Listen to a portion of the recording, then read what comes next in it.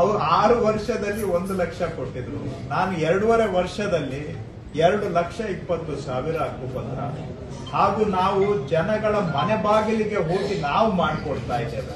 ಜನಗಳ ಮನೆ ಬಾಗಿಲಿಗೆ ಸರ್ಕಾರ ಹೋಗಿ ಮಾಡಿಕೊಡ್ತಾ ಇದೆ. 100ಕ್ಕೆ 100 ಪಾರದರ್ಶಕವಾಗಿ ಪಕ್ಕಾ ಮಾಡಿಕೊಡ್ತಾ ಇದ್ದೇವೆ. ಇದು ಆಡಳಿತ ಸುಧಾರಣೆ ಮತ್ತು ಒಳ್ಳೆ ಆಡಳಿತ ಅಲ್ವಾ?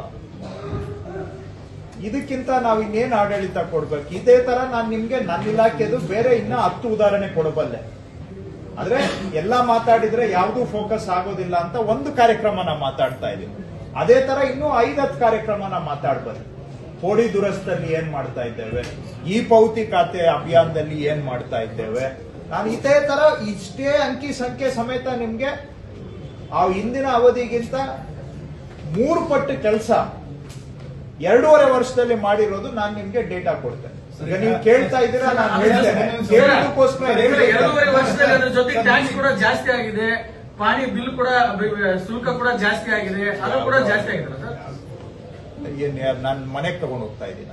ಅಲ್ಲ ಸರ್, ಅದು ಹೇಳ್ಬೇಕಲ್ಲ ಸರ್ ನೀವು. ನಾನು ಮನೆಗೆ ತಗೊಂಡು ಹೋಗ್ತಾ ಇದ್ದೀನಿ ಸರ್ಕಾರ ಅಂದ್ಮೇಲೆ ಇದು ಜನರಿಗೆ ಹೊರೆ ಅಲ್ವಾ ಸರ್? ಆಗಿದ್ರೆ ಹಾಗಾದ್ರೆ ಇವತ್ತು ಇಂಟರ್ನ್ಯಾಷನಲ್ ಮಾರ್ಕೆಟ್ ಅಲ್ಲಿ ಪೆಟ್ರೋಲ್ ಡೀಸೆಲ್ ಆಕ್ಚುಲಿ ಏನಿದೆ ಅದಕ್ಕೆ ನಾವು ಹೋಲಿಕೆ ಮಾಡಿದ್ರೆ 60 ರೂಪಾಯಿಗೆ ಡೀಸೆಲ್ ಪೆಟ್ರೋಲ್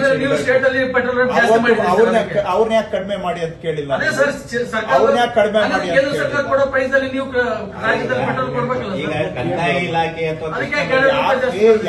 ಯಾವ ಪಾಣಿ ಜಾಸ್ತಿ ಮಾಡಿದಿರಪ್ಪ? ಯಾವ್ದು ಮಾಡಿದಿರಪ್ಪ? ಅದು ಯಾವ್ದು ಮಾಡಿದಿರ ಗೊತ್ತಿಲ್ಲ.